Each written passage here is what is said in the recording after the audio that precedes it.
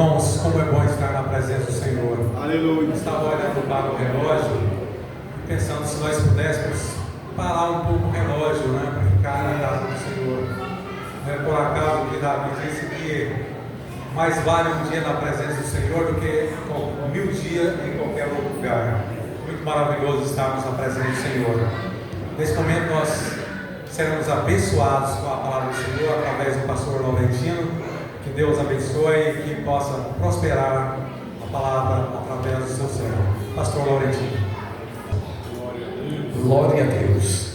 Eu quero mais uma vez agradecer o pastor, Jacó, sua esposa, os irmãos que nos convidaram, a irmã Célia, o irmão Marcelo, seu esposo e os amigos que vieram aqui também. Eu tive a coragem de atender o convite também para ministrar. Aí eu fiquei preocupado porque vieram tantos pregadores ali que não é brincadeira. Pastor Jacó, o pastor Joel, desculpa por causa da minha idade, e assim por diante, os irmãos que ministram a palavra de Deus. E isso nos traz uma responsabilidade muito grande. Por isso mesmo eu vou pedir que a igreja fique de pé. Aleluia. Levantemos a nossa mão, ou as nossas mãos, assim como os irmãos queiram, e vamos dizer para os céus, para o Senhor, que nesta hora Ele está com os seus ouvidos atentos para ouvir, aleluia, a nossa adoração e o nosso louvor, a nossa oração. Fale comigo assim: Senhor, já te louvamos, cremos que o nosso louvor subiu, mas agora eu te peço, desce com a tua unção, esta unção do céu mesmo, e venha, Senhor, falar conosco. Fala poderosamente aos nossos corações através da tua palavra. Amém. Podem sentar. Aleluia. Abra sua Bíblia no capítulo 37 do livro de Gênesis. Quem trouxe Bíblia, 3 coisas nós não podemos esquecer. Nós nos acostumamos agora com um aparelho que tem tudo ali dentro. É o celular. Mas é bom quando nós ainda temos o conselhos daqueles pastores bem antigos, que ele diz que 3 coisas nós não podemos deixar em casa. Primeiro, a Bíblia nós não podemos deixar em casa. Venha com o seu celular, mas traga a sua Bíblia. Segunda coisa, nós não podemos deixar o nosso inário para louvar a Deus. Terceira coisa, nós não podemos deixar o lenço. Crente que tem intimidade com Deus chora. Eu não conheço nenhum forte que não se curva diante da presença de Deus e as lágrimas desce. Eu sou fraco para chorar, sou muito sentimental. Enquanto os irmãos louvavam, eu dava vontade de chorar. Oh, glória a Deus, porque eu sinto a presença de Deus. Vamos ler esse texto aqui, só 2 versículos. Capítulo 37, versículo 3 e 4. Qual foi as 3 coisas que é bom a gente estar com ela pertinho da gente? É a primeira, a Bíblia. Segundo, o inário. Terceiro, o lenço. Põe o lenço aí bem pertinho de você. Diz assim a palavra de Deus. Versículo 3 e 4.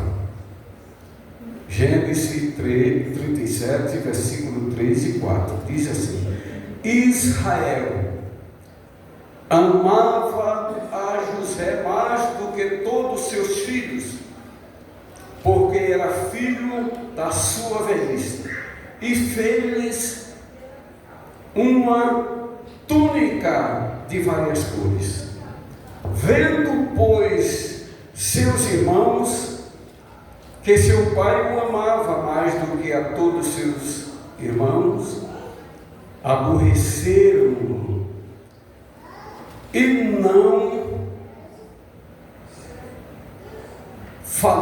não podiam falar com ele pacificamente. Os irmãos entenderam a palavra? Estou falando da vida de... Isso é a história mais linda que eu acho, e uma história tão impactante, dramática, penosa, traz tristeza na nossa alma no começo desse relatório, pastor, porque a Bíblia diz que seu pai reuniu seus filhos, 11 filhos, 12 com José, e de surpresa ele aparece com uma túnica em suas mãos.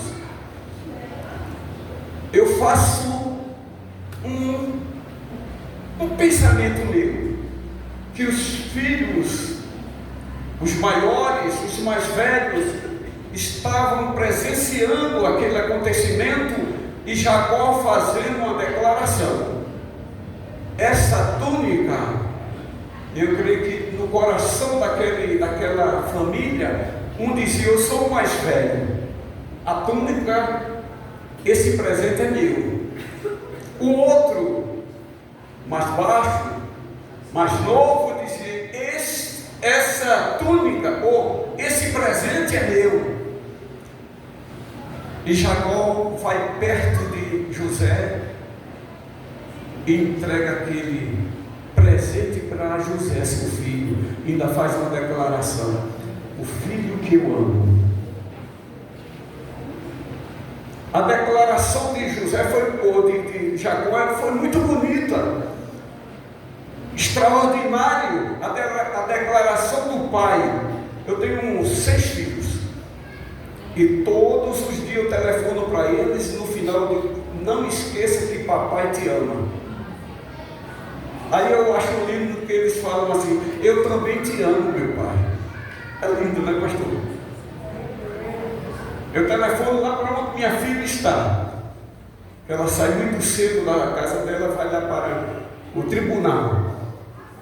Eu pego o telefone: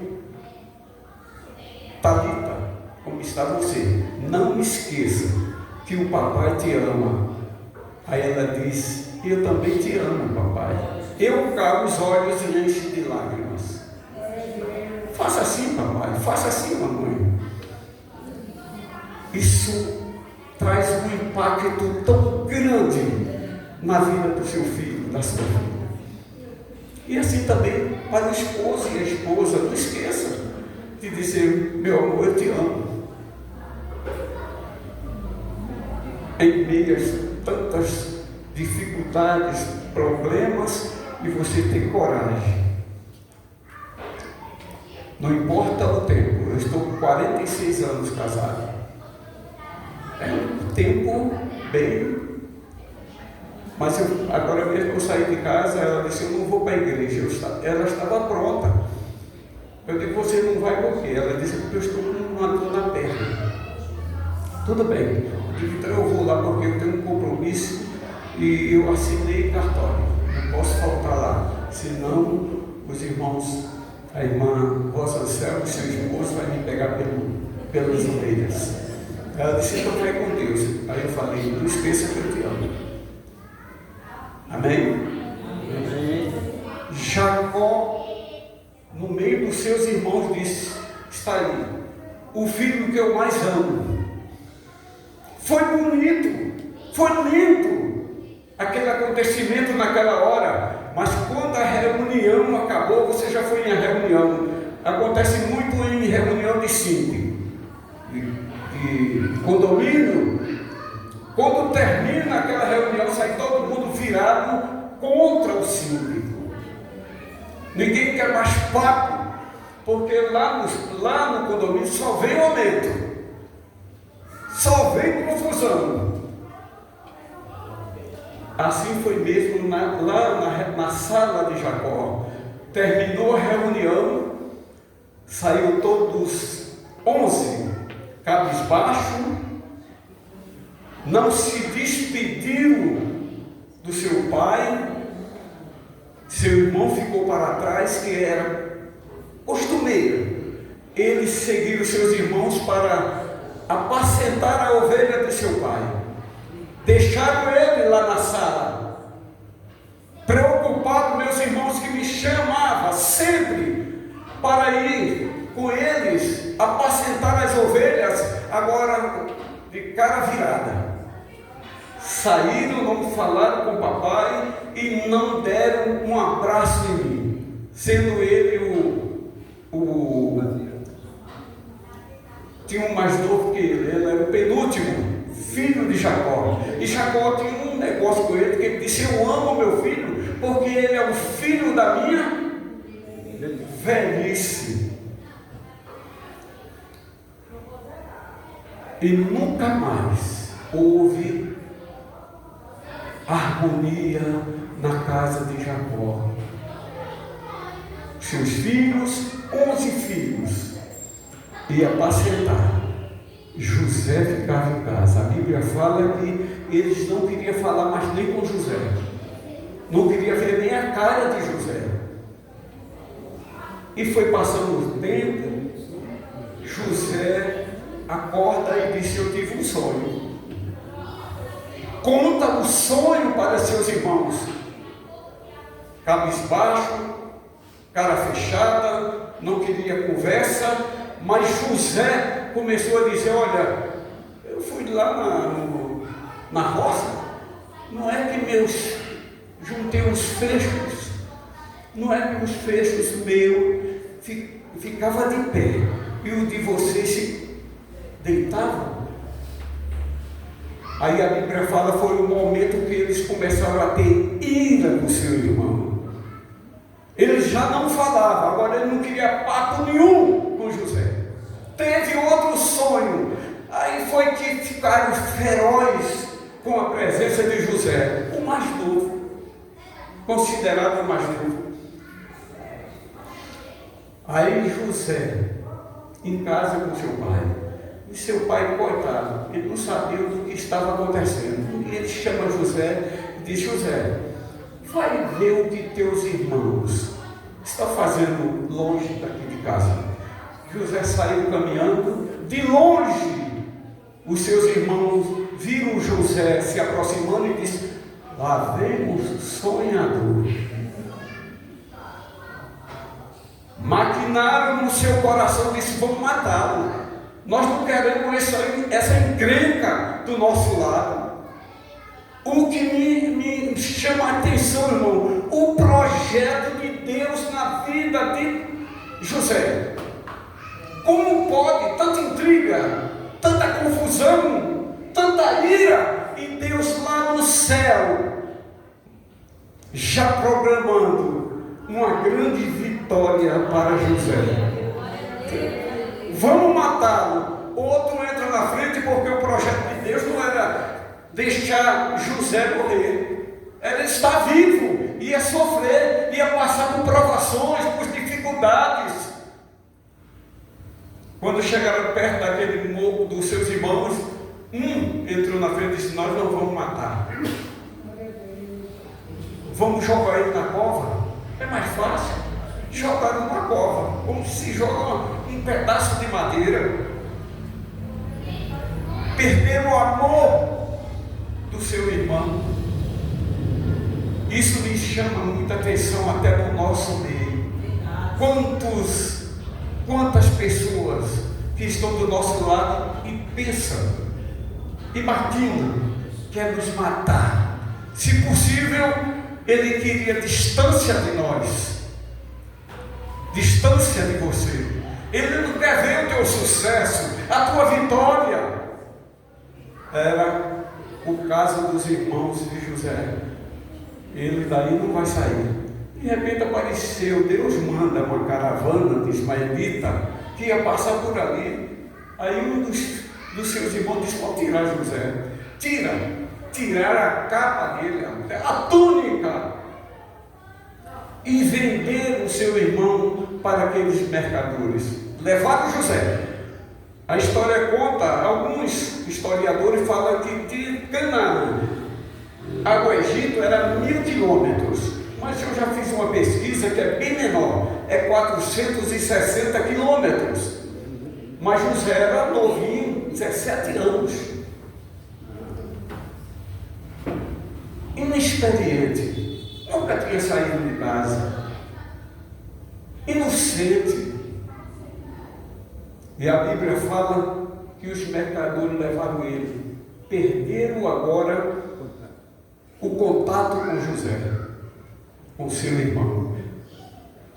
E a história conta que seus irmãos, pegando aquela túnica, olharam a túnica cheia de cores, linda, ali representava uma autoridade. A túnica de José era diferenciada, ele era separado, ele foi separado entre 11 pessoas. Estou profetizando para você. Você já percebeu que você é diferente? Você é escolhido, irmão. Você foi separado. Não é qualquer pessoa, não. A Bíblia fala que Ele nos escolhe. Você já pensou quando você vai na feira? Chega lá numa banca de laranjas. Você vai levar as estragadas? Aquelas que estão murchas? Não. Você vai lá na banquinha e começa a tirar aquelas que estão bonitas, viçosas, cheias de caldo, um fruto bonito. Assim foram os olhos do Senhor para você. Talvez você não era nem flor que se cheirava, mas Deus diz assim, lá na glória, eu escolho isso.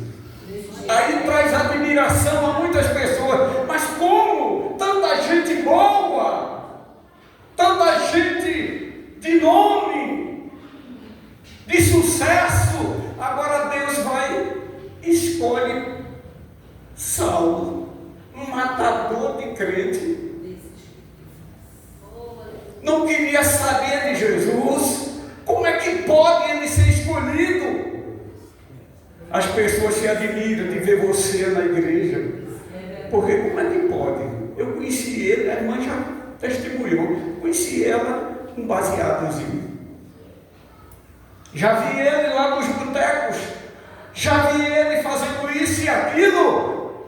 E as pessoas não admitem. Deus disse, mas é meu. Foi eu que escolhi. Ninguém tem nada com isso. Você faz parte do rebanho de Deus. José foi embora e seus irmãos ficaram com a túnica. Aí Rubens, que era o mais velho, pegou e disse: a túnica vai ser minha. Não. Então se der em você, pastor Wilson, se der em você, fica com você. Ele pôs a túnica e não entrava nos braços, ficou curta. Disse: não, aí Judá disse: não, vai ser minha. Oh, essa túnica é bonita para mim, vai dar certinho. Colocou os braços, já não dava mais, não abotoava, e assim eles rasgaram a túnica, destruíram a túnica, e disse: agora vamos matar um animal. Vamos matar um animal e vamos levar para o nosso pai. Qual é a notícia que nós vamos dar para ele? Que José não vai aparecer agora, não, nem tão fácil. Mataram um animal, molharam aquela túnica, aquele resto de túnica no sangue daquele animal e chegaram lá na sala. E o pai disse: cadê José? Disse: eu não sei não. Ninguém viu José? Não. Eu mandei eles trazer notícia de vocês. E o que foi que aconteceu com meu filho? Aí um dos filhos apresentou a túnica cheia, molhada, suja de sangue de animal. O velho pega aquela túnica e disse: a minha tristeza eu vou levar para a sepultura, porque mataram meu filho. Não é fácil. Um pai e a mãe perdendo um filho, eu acho que é a coisa mais triste do mundo. Eu tiro pela minha mãe. Eu tinha um irmão 4 anos mais velho do que eu. Eu não era nascido, claro. Mas ele deu problema intestinal. Naquela época, o recurso era pouco. Morava na usina, distante da cidade. E minha mãe conta, e contava, que foi a maior tristeza da vida dela, quando levou para as farmácias aquele pessoal que fazia aqueles remédios caseiros, e o filho só piorando, e numa tarde de sábado, ela colocou o filho no colo, e olhava para o filho, e ele abria os olhos e falava: maninha, maninha, maninha, e foi sumindo da terra e morreu no colo dela. Ela morreu com 96 anos, mas ela nunca esqueceu do seu filho. Nunca. Hoje eu tenho o nome que era daquele filho que partiu para a glória. O mesmo nome. Ela disse: eu vou pôr o nome do meu filho em você. Quando eu te chamar, eu estou chamando o meu filho que partiu com 2 anos. Não é fácil. E ela chorava, ela pranteava. Era assim o Jair. Ele não podia ver nada. Ele lembrava do seu filho. Mas e agora? O seu filho, ninguém dá notícia. Levaram José e lá venderam para um tal de Potifar. Foi levado para casa. Você sabe quantos anos passou José na casa de Potifar? Você sabe quantos anos José, por um erro jurídico, o maior erro jurídico da terra, foi quando acusaram José de estuprador, que estava perseguindo a esposa de Potifar. O maior erro jurídico. Foi preso inocentemente. Ficou lá embaixo no porão, preso. E o interessante é que Deus tem um negócio. Deus tem um trabalhar, irmão. Se assim você for realmente pensar no trabalhar de Deus, a gente fica doido. Pensa, ele escolheu José. Agora José foi enganado, quase morto, foi vendido, agora estava na casa de Potifar, acusado de importunar a mulher de Potifar. Prenderam o homem inocentemente. Passou 2 anos, irmãos, preso, incomunicável. Mas Deus estava preparando tudo, pastor Serafim. E Deus preparou também 2 lá no cárcere. Porque o andar de José era diferente, o falar de José era diferente lá dentro. Não importa o lugar que você esteja, você é diferente. Eu vou confessar para os irmãos, quando eu cheguei em Brasília, eu não tinha parente, com 17 anos também, 6 meses, eu não tinha parente, não conhecia ninguém.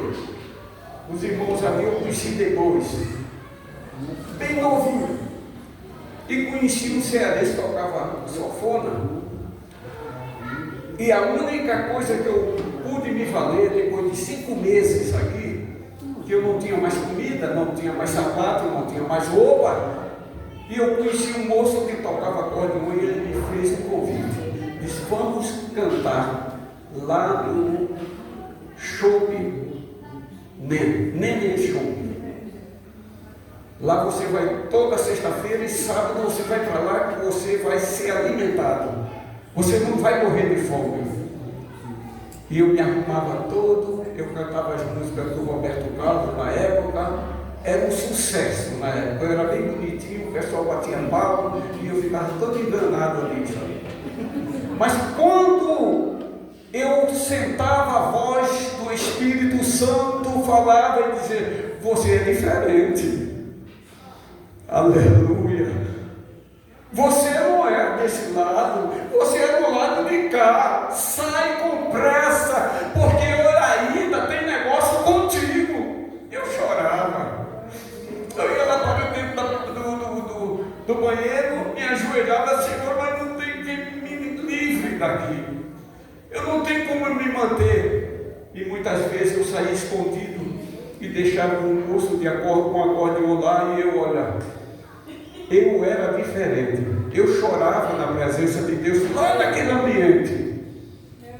Eu chorava porque eu me lembrava das músicas que eu cantava na igreja. Já pensou eu cantando aquela música? Eu cantei muito. Oh, porque Jesus me ama, eu não posso explicar, mas aqui também te chama, pois já disse. Eu chorava, eu pensava nas músicas da igreja e não teve jeito, abandonei. E um dia a coisa estava tão difícil, eu conheci o Wilson. Aí eu disse, Wilson, eu estou desanimado, eu preciso morrer. Algo de tristeza tomou meu coração. Aí eu disse, eu não posso viver mais. Eu não tenho muitos amigos aqui. Meus parentes não moram aqui. Tudo está se acabando. Senhor, me leva. À noite eu acordei suado. Era um frio, mas eu suado. Em cima de um bocado de pano velho, atrás de uma igreja lá em Taguatinga. E uma voz dizia assim, Laurentino, você não vai morrer. Eu tenho um negócio contigo. Não, eu estou falando isso porque tem pessoas aqui querendo desistir. Viu, pastor? Eu vou trocar de igreja, eu vou sair desse lugar, eu vou mudar daqui. E Deus está falando com você, diz, você é diferente. Não saia da presença de Deus antes que seja ordenado por Ele. Amém, irmãos? Sim. Amém. Bem, e um dia eu falei para o Wilson, vamos ali numa igreja, mas eu saí andando, mas o meu coração dizia, não, eu não vou cantar mais, não quero saber mais. Mas quando eu entrei lá dentro, tinha só um irmão. Quando ele me viu na porta, ele disse, vem cá. Eu fui, ele disse, ajoelha que eu quero orar por você. Aí ele pôs a mão no meu ombro e começou a dizer, como foi? Lembra disso? Ele falava, canta. Eu era pequeno. Sim? Ele falava, canta. Canta. Você já ouviu Deus falar com você dessa maneira? Canta. E eu disse, Senhor, me perdoa, eu vou cantar. Mas ele disse, mas canta. Canta. Tem hora que nós precisamos cantar, irmão. Nós temos, Deus tem negócio conosco e nós não podemos perder a direção. Estou finalizando. Bem, José saiu da prisão para interpretar o sonho do rei do Egito. E a Bíblia fala que encantou os olhos, porque ele revelou toda aquela história, aquele sonho de Faraó. E ele foi colocado como o segundo homem lá no Egito. Quem conhece a história? Mas a história mais linda, Deus agora concretizando tudo o que ele queria na vida de José. Sofreu, foi vendido, foi desmoralizado, foi abandonado. Agora Deus, olhando para ele, disse que ele era o governador. Ninguém fazia nada sem falar com José. José já tinha 30 anos. Vocês sabem com quantos anos José morreu? 110 anos. Para aquela época era novo. E para chegar lá nessa posição de governador, 30 anos. Mas ele já estava mais ou menos com 65. Ele um dia pôs na cabeça, disse: eu tenho que visitar meu pai. Depois que ele conheceu seus irmãos, perdoou seus irmãos, ele disse: agora eu vou lá onde está meu pai. Eu vou falar com meu pai. Eu vou ajudar meu pai. Eu vou abraçar meu pai e dizer que eu ainda o amo muito. E fez uma grande caravana. Convidou todo mundo para acompanhar naquele cortejo. A história conta, não a Bíblia, mas a história conta que José, no seu cavalo branco, todo condecorado como governador, a túnica de governador, o anel de governador, a maior autoridade depois de Faraó, aquela caravana de muitos cavalos, de muita gente importante, estavam os senadores, os deputados, os sátrapas, os presidentes, acompanhando aquele cortejo, aquela passeata linda, e foram se aproximando da casa de Jacó. Uma das coisas mais lindas que eu acho na história de José, que José, quando viu a casa de Jacó, seu pai, alguém correu e disse: olha, teu filho vem aí. Ele desce do seu cavalo, irmão, desce do seu cavalo, tira o seu manto ou a sua túnica de autoridade, deixa lá, tira seu anel de governador, coloca lá, tira as medalhas que ele tinha, que vestia por baixo da túnica, tira toda aquela decoração, todo o seu prestígio, e chega à casa de seu pai. Seu pai já não podia levantar da cama, pegaram ele, sentaram, e ele entra na sala. E seu pai, olhando para ele, ele já tinha 2 filhos. E disse: quem esses 2 filhos? Aí José disse: são meus filhos, papai. Ele disse: não são os seus, eles também são meus filhos. Abraça os 2 filhos de José. José se curva diante seu pai. É abençoado pelo seu pai. E Efraim e Manassés estão para também receber a bênção de Jacó. Aí fica um do lado direito, que era o mais velho, e do outro lado estava o menor, Efraim, que era abençoado também, mas era uma bênção menor. A bênção era para o primogênito, né, pastores? E o velho sentado na cama com os 2 filhinhos de José no colo, e vai fazer uma oração para abençoar, quando ele levanta a sua mão. Deus do céu, ou como Deus trabalha de uma forma que eu não entendo, as suas mãos ou a sua mão se cruzaram no ar.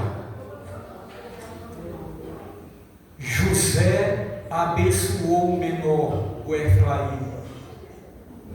José estremeceu e disse: papai, está errado, a bênção é para o maior. Aí José, Jacó com a sua voz cansada, ele disse: sim, o maior é abençoado, mas o menor, a bênção maior está sobre o menor. Eu vim profetizar hoje aqui, se tiver crente grande, pode sair. Deus vai abençoar o pequeno. Deus quer saber de quem é pequeno. Menor, Ele está com as suas mãos estendidas, dizendo: eu não quero saber de grandão, de famoso, cheio de autoridade. Põe ele de lado. Eu quero abençoar o menor. Fiquemos de pé, irmão. Você se acha pequeno ou grande? Se você se acha pequeno e quer a bênção do Todo-Poderoso, sai do seu lugar. Você que chegou aqui doente, chateado, triste, amargurado, problemático, e diz: Senhor, eu quero uma bênção. Tu me conhece, eu sou pequenininho. Eu sou pequena. Sai do seu lugar, vem aqui. Glória a Deus. Todo mundo conhece a minha história. Estava com uma programação lá em Taguatinga, na Igreja Assembleia de Deus, da ESD 52. O pastor Wilson ia pregar. Nós íamos cantar alguns hinos.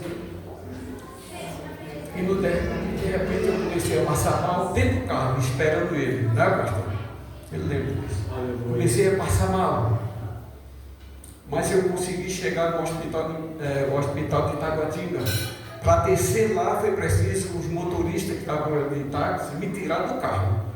Me levaram, fizeram os exames e disseram: o senhor é diabético. Eu não sabia disso. Eu sou de Anápolis. Diabético não. Me levaram para dentro do hospital e começou a ser medicado. E eu fiquei um dia internado. Fraco, a voz, os olhos meio nublados. E me mandaram para o Hospital Universitário de Brasília. E passei 2 anos e 6 meses cuidando dessa tal de diabetes. E lá a conversa era: cuidado, não coma doce. Se comer doce, você vai ficar cego. Não beba Coca-Cola, senão vão cortar a sua perna. Cuidado para não dar uma topada. Você vai perder a perna. Você vai morrer logo. E aquilo me perturbava. Aí eu falava: Senhor, o Senhor não sempre falou que tinha negócio comigo? Por que eu estou nessa situação? Não posso comer nada, emagreci mais do que eu era. Como é que vai ficar a minha situação? E numa quarta-feira, para finalizar, eu conheci um pastor por nome de Orlando, lá de Taguatinga, num dia de quarta-feira. Eu estava no culto e ele disse: olha, Deus me revelou que tem um irmão que está com um problema seríssimo, perdendo a esperança de viver, porque o médico não pode curar a sua enfermidade, os remédios também não. Ele é diabético e Jesus quer curar hoje ele aqui. Oh, quem crê que Jesus ainda faz milagre? E ele disse: vem aqui na frente, pastor Jacó. Eu fiquei com uma vergonha de ir lá na frente, porque ninguém sabia que eu era diabético. Eu digo: todo mundo vai saber que eu sou diabético, não vou nada. E eu fiquei no canto, lá nos bancos, bem no final da igreja. Aí ele disse assim: o Senhor está me dizendo que você não vem, mas Deus vai fazer um milagre na tua vida onde você está. Só que eu vou te alertar. O teu sangue vai correr tão forte nas tuas veias que você vai pensar que vai desmaiar e vai morrer.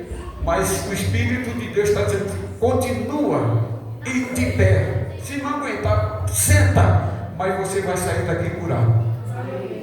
Sabe o que aconteceu? Realmente meu sangue começou a ferver nas minhas veias. E eu sentei e comecei a me despedir: Senhor, eu estou na tua casa e eu estou salvo. Fui para casa perturbado com aquela situação. Isso era na quarta, quinta-feira. Sexta-feira tem um programa diabético lá no Hospital Universitário de Brasília. Deve ter lá. E eu cheguei lá, andava para lá, andava para cá. Aí a doutora me chama e disse: foi que não, o senhor está passando mal? Eu disse: não. Aí chama a enfermeira e disse: faz a glicose dele. Fiz a glicose, mandou fazer um lanche, volta de novo a fazer outra glicose. Aí ela me chama na frente, todo mundo disse: cara, eu tenho falado aqui que a diabetes não tem cura. É só paliativo. Mas você, a sua glicose está normal. Foi que houve? Onde foi que você foi curado? Onde foi? Eu conheci um doutor lá em Jaboatão, lá em Tabatinga, que ele cura diabetes, cura câncer, cura tuberculose, qualquer coisa, qualquer enfermidade, ele tem poder para tirar. Quem foi esse doutor? Falei para esses diabéticos, doutor Jesus. Quem crê que ele está aqui para operar na nossa vida? Tem alguém aqui que precisa? Eu vou no médico, o médico descobriu minha enfermidade. Minha glicose está alta. Minha pressão está baixa. Algo está acontecendo na minha vida que eu nunca tive. Deus hoje vai mudar o teu cativeiro. Levanta a sua mão e vamos orar a Deus. Pai amado, foi pregado a tua palavra e o Senhor sabe que eu creio na cura divina. Eu creio que o Senhor pode mudar qualquer situação. Tu tem toda a circunstância na tua mão. Tu tem todo o poder sobre ti. Foi te dado todo o poder nos céus e na terra. E agora, Senhor, eu apresento o meu irmão que veio aqui hoje, que precisa de uma cura no sangue, que precisa de uma cura na vesícula, que precisa de uma cura na hérnia. Oh Espírito Santo de Deus, seja qual a causa, repreende essa dor de cabeça, que quando chega momento do dia, ela se apresenta para me matar, mas o Senhor está dizendo: eu estou colocando a minha mão curadora, e você vai sair daqui cantando o hino da vitória e dizendo que só o Senhor é Deus. Glorifica o nome do Senhor. Ele está operando milagres, assim como aconteceu na vida de José, a mudança. Ele está mudando a tua casa, está mudando a tua situação, e você vai te contar o testemunho do que Deus está fazendo agora. Deus está realizando, Deus está te incomodando para glorificar o seu nome. Enquanto você glorifica o nome do Senhor, Ele está trabalhando na tua saúde. Oh, aleluia. Glória a Deus. Eu estou vendo o Senhor, estou vendo a graça de Deus, o operar de Deus. Oh, isso aqui não é brincadeira. Deus está conosco para nos abençoar. Não quero sair daqui do mesmo jeito que você entrou. Eu preciso, Deus servos precisa que o teu nome seja manifestado, engrandecido nesta noite. Vem batizar com o Espírito Santo, vem renovar a tua igreja neste lugar. Que nada, Senhor, possa impedir o andamento desta grande obra. Tira esse empecilho, meu Deus. Arranca, Senhor, todos os empecilhos que tem travado, tem atrapalhado, mas o teu nome é grande para fazer um milagre. Que Deus abençoe, meus irmãos. Amém. Que Deus abençoe.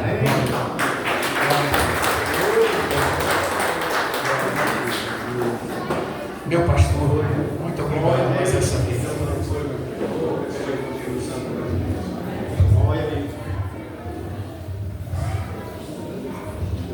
Irmãos, que maravilha estarmos na presença do Senhor. O Senhor falou muito conosco, através das palavras, dos cânticos entoados. Lembre de uma coisa, pastor, será tudo. ele cantou sobre a volta de Jesus. Irmãos, Amós capítulo 4, versículo 12, diz: prepara-te, ó Israel, para encontrar com o Senhor teu Deus. Você queira ou não, Jesus está voltando. Você queira ou não, Jesus voltará.